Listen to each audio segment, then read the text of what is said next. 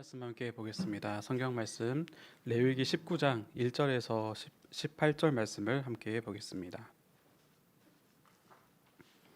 레위기 19장 1절에서 18절 말씀을 제가 봉독하도록 하겠습니다.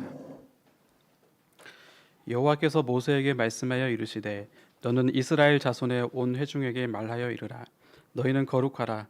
이는 나 여호와 너희 하나님이 거룩함이니라. 너희 각 사람은 부모를 경외하고 나의 안식일을 지키라. 나는 너희의 하나님 여호와이니라. 너희는 헛된 것들에게로 향하지 말며 너희를 위하여 신상들을 부어 만들지 말라. 나는 너희의 하나님 여호와이니라. 너희는 화목 제물을 여호와께 드릴 때에 기쁘게 받으시도록 드리고 그 제물은 드리는 날과 이튿날에 먹고 셋째 날까지 남았거든 불사르라. 셋째 날에 조금이라도 먹으면 가증한 것이 되어 기쁘게 받으심이 되지 못하고 그것을 먹는 자는 여호와의 성물을 더럽힘으로 말미암아 죄를 담당하리니 그가 그의 백성 중에서 끊어지리라. 너희가 너희의 땅에서 곡식을 거둘 때에 너는 반 모퉁이까지 다 거두지 말고 내 떨어진 이삭도 줍지 말며 내 포도원의 열매를 다 따지 말며 내 포도원에 떨어진 열매도 줍지 말고 가난한 사람과 거류민을 위하여 버려두라. 나는 너희의 하나님 여호와이니라. 너희는 도둑질하지 말며 속이지 말며 서로 거짓말하지 말며 너희는 내 이름으로 거짓 맹세함으로 내 하나님의 이름을 욕되게 하지 말라. 나는 여호와이니라. 너는 내 이웃을 억압하지 말며 착취하지 말며 품꾼의 삭을 아침까지 밤새도록 내게 두지 말며 너는 귀먹은 자를 저주하지 말며 맹인 앞에 장애물을 놓지 말고 내 하나님을 경외하라. 나는 여호와이니라. 너희는 재판할 때에 불의를 행하지 말며 가난한 자의 편을 들지 말며 세력 있는 자라고 두둔하지 말고 공의로 사람을 재판할지며 너는 내 백성 중에 돌아다니며 사람을 비방하지 말며 내 이웃의 피를 흘려 이익을 도모하지 말라. 나는 여호와이니라. 너는 내 형제를 마음으로 미워하지 말며 내 이웃을 반드시 견책하라. 그러면 내가 그에 대하여 죄를 담당하지 아니하리라. 원수를 갚지 말며 동포를 원망하지 말며 내 이웃 사랑하기를 내 자신과 같이 사랑하라. 나는 여호와이니라. 아멘. 네, 오늘도 수요 저녁에 하나님께 예배 드리러 잘 오셨습니다. 지난 주일은 정말 특별한 주일이었습니다. 다윗교회가 14주년이 되어서 하나님께 정말 감사하는 날이었고 또 임직 예배가 있어서 우리 임직하시는 분들을 주님 앞에서 세우게 되었는데 참 은혜롭게 또 잘 음직식을 또 했습니다. 우리 장로님과 또 권사님과 또 안순 집사님 이렇게 세워주시는 분들을 보니까 참 이분들을 한 분 한 분 보니까 참 교회를 위해서 또 주님을 위해서 아끼지 않는 분이시다, 그런 분들이다라고 하는 그런 마음이 아주 크게 들었습니다. 제가 그래서 받으신 분 중에 한 분에게 직분 받으신 것을 축하드립니다 이렇게 말씀을 딱 드렸더니 그분께서 이건 축하받을 일이 아니다. 십자가 지는 일인데 어떻게 축하하냐라고 이렇게 말씀을 하시길래 굉장히 제가 곤혹을 좀 치르는 그런 일도 있었는데 사실 맞는 말씀이죠. 직분이라고 하는 것이 더 낮은 자리로 가는 것이고 또 십자가를 지는 것이고 또 어떻게 보면은 고통의 자리로 가는 것이기 때문에 그것을 알고 있으신 분들은 마냥 축가를 받을 수는 없는 거죠.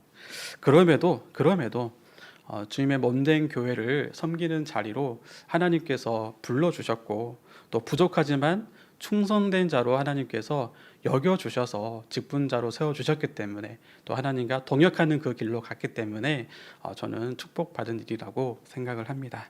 네, 직분 받으신 분들 모두 다 축하드리고 또 직분과 상관없이 우리 다윗교회 성도님들이 모두 다 하나님 앞에서 오늘 설교 제목과 같이 아끼지 않고 하나님을 사랑하고 또 이웃을 사랑하는 그런 거룩한 삶을 살아가는 저희 성도님들이 다 되었으면 좋겠습니다. 그런 마음을 가지고 오늘 레위기 19장 말씀을 함께 나누도록 하겠습니다. 오늘 레위기 19장 말씀은 하나님께서 이스라엘 백성들에게 너희는 거룩하라 라고 말씀을 하고 있습니다. 2절 말씀을 보면은 이렇게 선언을 하고 계시죠. 너희는 거룩하라. 이는 나 여호와 너희 하나님이 거룩함이니라 라고 말씀하십니다. 하나님께서 이스라엘에게 너희는 거룩하라 라고 말씀하신 그것에 대한 이유가 뭐라고 했죠? 네, 그 이유는 하나님이 거룩하시기 때문이다 라고 말씀을 하고 있습니다. 잘 아시겠지만 거룩은 히브리어로는 카도시라고 하고 또 구별된 자, 또 깨끗한, 정결한 이런 뜻이 들어 있습니다. 하나님이 거룩하시다라고 하는 것은 하나님께서 이 세상의 피조물과는 전혀 다르시고 또 구별되시는 분이시다, 그런 의미도 들어있죠.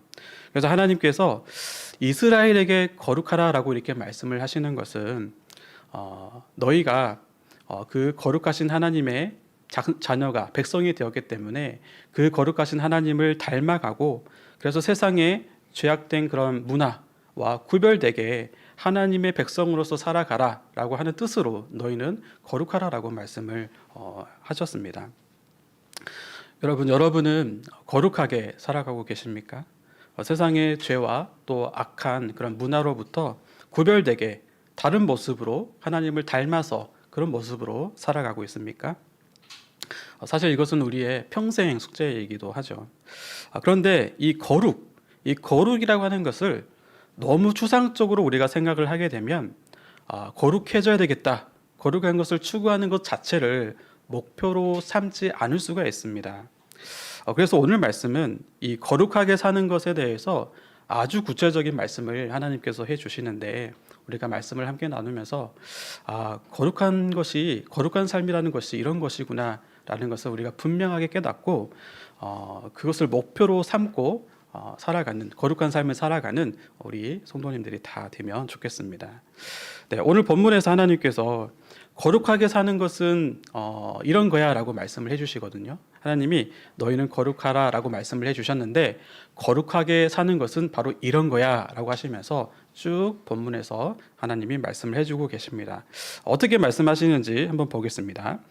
거룩하게 사는 것은 3절 말씀에 보니까 거룩하게 사는 것은 부모를 경외하는 거야, 거룩하게 사는 것은 안식일을 잘 지키는 거야 라고 말씀합니다. 또 4절에 보면은 거룩하게 사는 것은 우상을 섬기지 말고 또 우상을 만드는 것이 아니다 라고 말씀을 합니다. 또 5절에 보면은 너희가 제사를 드릴 때에 너희 마음대로 제사를 드리지 말고 내가 알려준 대로, 하나님께서 알려주신 대로 명령대로 제사를 드려서 하나님이 기쁘시게 받도록 제사를 드리는 것, 그것이 바로 거룩하게 사는 것이다 라고 말씀을 해주고 있습니다. 네, 이렇게 3절에서 5절을 봤는데 또 5절의 부연 설명은 8절까지 이어져 있기 때문에 3절에서 8절의 내용을 보면은 거룩하게 사는 것은 하나님이 명령하신 말씀대로 그대로 순종하면서 살아가는 것이, 그것이 거룩한 삶이라고 지금 말씀해 주고 있는 겁니다. 그렇죠. 지금 아마 말씀을 듣고 계신 성도님들은 다 고개를 끄덕일 겁니다. 우리의 삶 속에서 하나님과 가까이 하고 말씀과 가까이 하고 기도하며 살아가고 또 이렇게 예배를 함께 드리면서 살아가는 것이 거룩한 자의 그런 삶의 모습이라고 할 수가 있는 거죠. 그런데 하나님께서 거룩하게 사는 것이 이런 거야 라고 말씀을 해주면서 8절에서 끝난 것이 아니라 그 이후에 계속해서 많은 분량을 할애하면서 37절까지 말씀을 이어가십니다. 이 37절까지 하나님께서 거룩하게 사는 것에 대한 방법을 말씀을 해주시는데, 그것을 요약해서 핵심으로 말씀을 드리자 하면 바로 이것입니다. 거룩하게 사는 것은 너희가 서로 이웃을 사랑하며 사는 거야. 그게 바로 거룩하게 사는 것이다 라고 말씀을 합니다. 맞습니다. 이 거룩한 삶은 하나님을 사랑하고 이웃을 사랑하는 것, 그렇게 살아가는 것이 거룩한 삶이라는 겁니다. 이것도 한번 간단하게 보겠습니다. 이웃을 사랑하는 그런 삶으로 거룩하게 살아가는 것이 어떠한 것인지 하나님이 친절하게 말씀을 해주고 있거든요. 먼저 9절에서 10절을 보시면은 9절에 이렇게 말씀을 하고 있어요. 너희가 땅에서 곡식을 거둘 때에 반 모퉁이까지 다 거두지 말고 또 이삭이 떨어졌다면 그것을 다 줍지 말아라. 그리고 10절에 보면 포도원의 열매는 다 따지 말고 또 떨어진 열매도 줍지 말아라. 왜냐하면 가난한 사람들과 고류민들이 먹을 수 있기 때문이다. 그렇게 하는 것이 거룩하게 살아가는 것이다 라고 말씀하는 겁니다. 그리고 11절에 보면은 도둑질하지 말아라. 또 속이지 말고 거짓말하지 않는 거, 그게 거룩하게 사는 거야. 또 13절에 내 이웃을 억압하지 말고 착취하지 말고 또 품꾼의 삭은 그날 미루지 않고 주는 것이야. 14절에 보면 귀먹은 자라고 해서 그에게 저주하지 말고 또 맹인 앞에 장애물을 놓지 말아라. 15절에 보면 너희가 재판을 할 때에 공정하게 해야지 가난하다고 해서 봐주거나 편들어주지 말고 또 부자라고 해서 두둔해하지 말아라. 공정하게 재판을 해라. 16절에 다른 사람을 비방하지 말고 이웃의 피를 흘려서 이익을 챙기는 것 그런 거 하지 말아라. 바로 이런 것들이 이렇게 살아가는 것이 거룩하게 살아가는 것이다 라고 하나님이 구체적으로 알려주신 것입니다. 이렇게 매우 구체적인 지침을 하나님께서 주시는데 이 내용들은 모두 다 이웃을 사랑하는, 요약하자면 이웃을 사랑하는 그런 내용인 거죠. 이웃을 사랑하는 것이 여러분 거룩하게 살아가는 삶입니다. 그리고 마침내 17절에서 18절을 보면은 결론적으로 말씀을 하시죠. 18절 후반절에 보면은 내 이웃 사랑하기를 내 자신과 같이 사랑하라. 나는 여호와이니라. 라고 결론 지어서 말씀을 해주십니다. 너희가 거룩하게 사는 것은 나 여호와 하나님을 사랑하는 것이고 내 이웃을 내 자신과 같이 사랑하는 것이다 라고 말씀하는 거죠. 이 말씀은 예수님께서도 말씀하셨죠. 누가복음 10장 27절에 보면은 여기에서도 예수님께서는 내 이웃을 내 자신같이 사랑하라라고 말씀을 하셨습니다. 자, 그러면 이제 이 거룩한 삶이라고 하는 것이 어떤 삶인지 정리가 됐을 겁니다. 그러면 다시 한번 질문을 드리겠습니다. 여러분은 하나님의 자녀로서 거룩하게 살아가고 계십니까? 저도 거룩하게 살아가고 있나 말씀을 준비하면서 생각을 해봤습니다. 생각을 하면서 또 말씀을 읽어가면서 보니까 이 거룩한 삶, 하나님이 말씀하시는 거룩한 삶에 대한 특징이 있더라고요. 그 특징이 무엇이냐 하면은 바로 자기 중심적인 삶이 아니라는 겁니다. 먼저 하나님과의 사이에서도 보면요, 하나님은 우리가 원하는 방법으로 하나님을 섬기라라고 말씀을 하지 않으세요. 하나님께서 원하는 방식과 방법으로 하나님을 예배하고 하나님을 섬기고 사랑하라라고 말씀을 합니다. 안식일을 지키는 거, 제사를 드리는 거, 이런 율법들이 다 하나님께서 주신 것들이죠.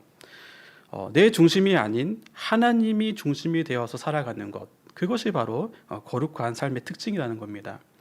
그리고 이웃과의 관계에서도 마찬가지입니다. 하나님께서 이웃과 이렇게 사는 것이 거룩한 삶이야 라고 많은 분량들을 설명해 주셨는데 그것들을 가만히 보면 너 속에 어떤 욕심이 있다면 그 욕심으로 이웃에게 다가가는 것이 아니라 그 이웃의 입장에서 한번 생각을 해보고 그 이웃에게 유익을 주는 삶, 그러니까 내 중심이 아니라 다른 타인을 중심으로 두고 살아가는 것, 그것을 말씀하시는데 그게 바로 이 거룩한 삶의 특징이라고 하는 것입니다.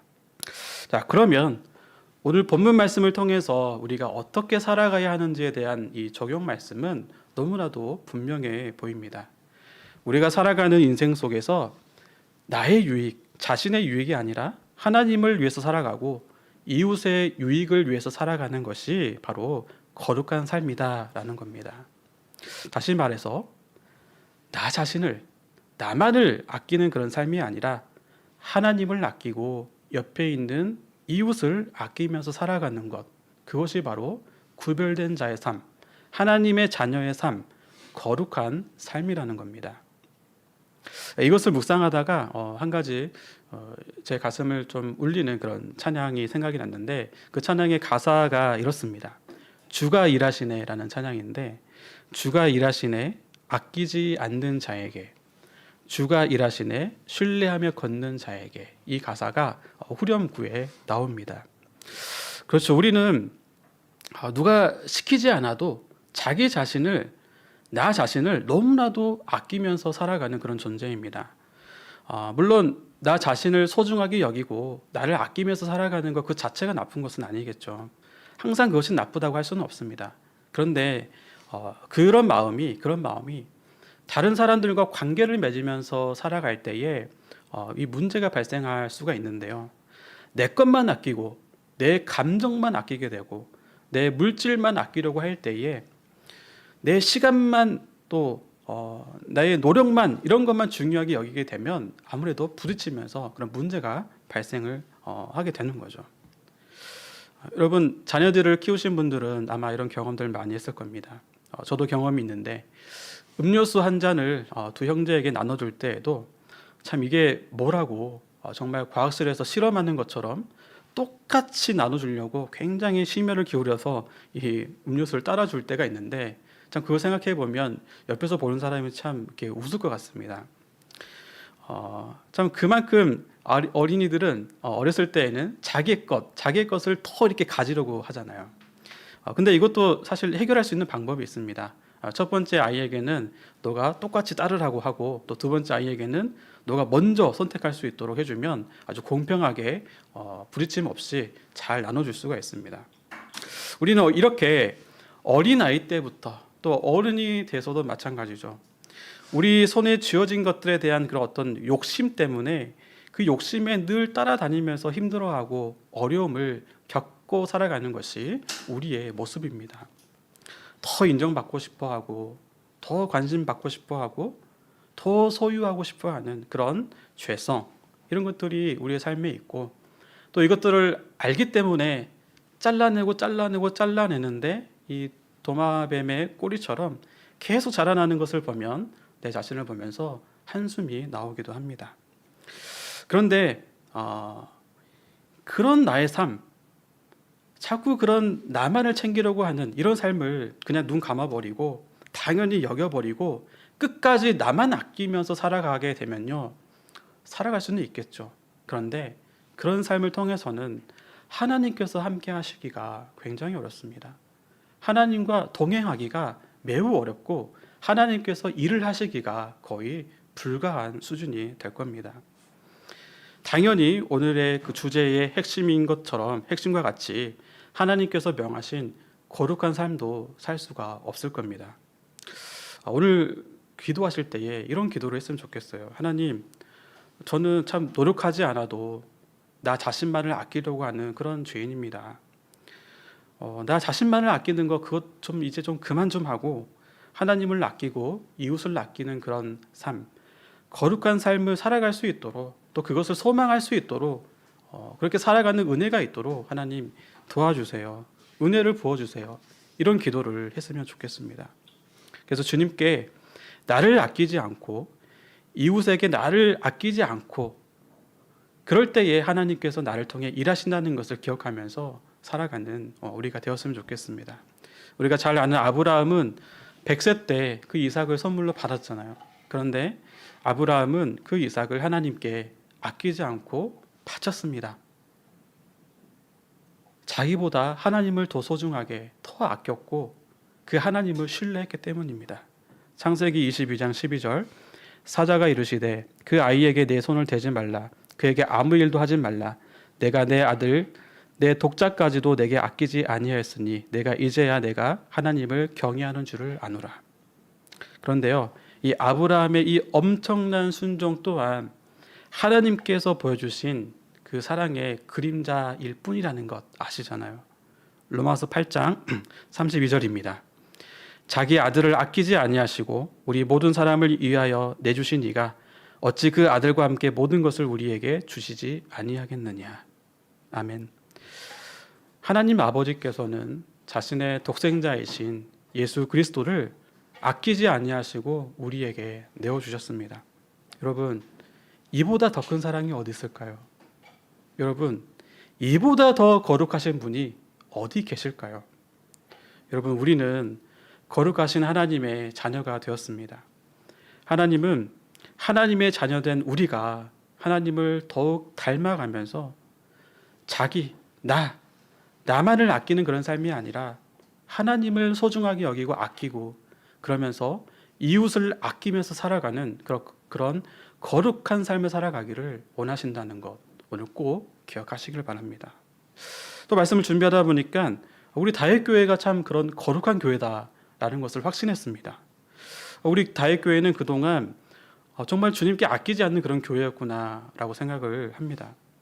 여러분, 우리 다윗교회가요 성도 수에 대비해서 헌금이 많이 나오는 헌금을 많이 하는 교회라는 것 알고 있습니까?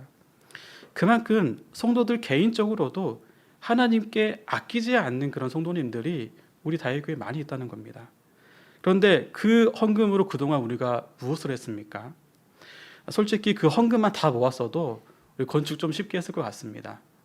그런데 우리가 그 헌금으로 하나님께서 보여주신 사역들, 다윗 다문화학교, 순바 선교, 에즈마이아 사역, 또 의료 선교, 여러 가지 사역들을 우리가 참 많이 했지 않았습니까?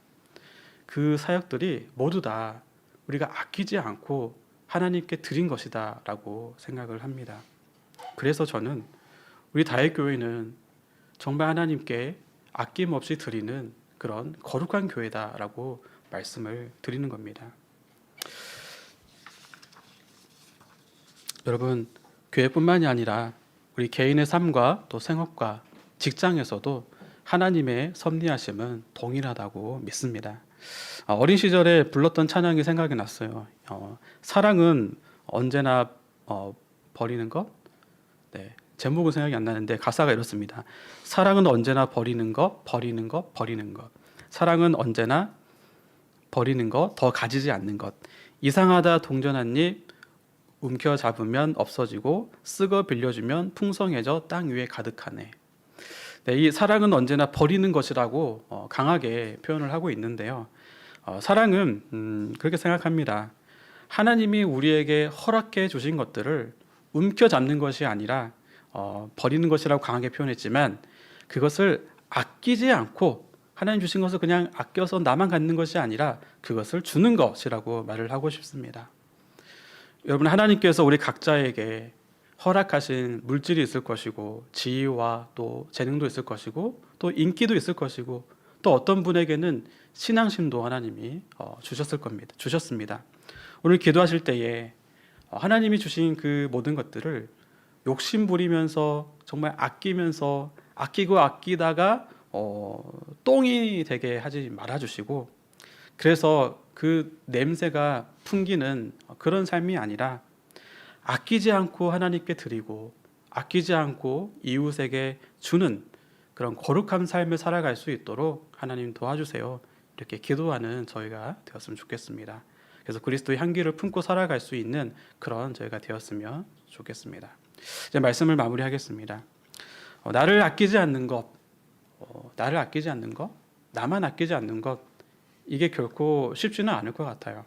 세상은 더 많이 가지라 그러고 또 더 많이 갖는 사람을 랭킹에 세워놓고 그리고 더 많이 인기를 가지라 그러고 1등만 알아주는 그런 세상이 되기도 하고 또 그 순위에 올라가 있지 않으면 마치 실패한 것처럼 바라보는 그런 세상이기 때문에 그런 소리가 너무나도 크기 때문에 참 이런 삶은 거룩한 삶은 사는 것이 결코 쉽지만은 않은 것 같습니다. 여러분, 그래서 우리가 그럴 때일수록 이스라엘 백성에게 하나님께서 말씀하시는 이 말씀을 우리가 듣기를 간절히 원합니다. 하나님을 사랑하고 또 이웃을 사랑하고 하나님께 아끼지 않고 이웃에게 아끼지 않고 주는 삶, 그런 거룩한 삶을 살아가는 우리가 되기를 간절히 바랍니다. 여러분, 그렇게 할 때에 그렇게 해야만 하나님께서 우리에게 함께 하셔서 일하시고 또 우리가 하나님의 일하심을 바라볼 수 있다고 생각을 합니다. 마태복음 6장 33절 말씀, 잘 아시는 말씀인데 이 말씀 읽고 마치겠습니다. 너희는 먼저 그의 나라와 그의 의를 구하라. 여러분, 나를 아끼지 않고 하나님을 아끼고 이웃을 아끼고 이 모든 것들을 하나님을 의탁하며 신뢰하며 살아가는 그런 주님의 자녀들, 거룩한 삶을 살아가는 주님의 자녀들이 되시기를 주님의 이름으로 축복합니다.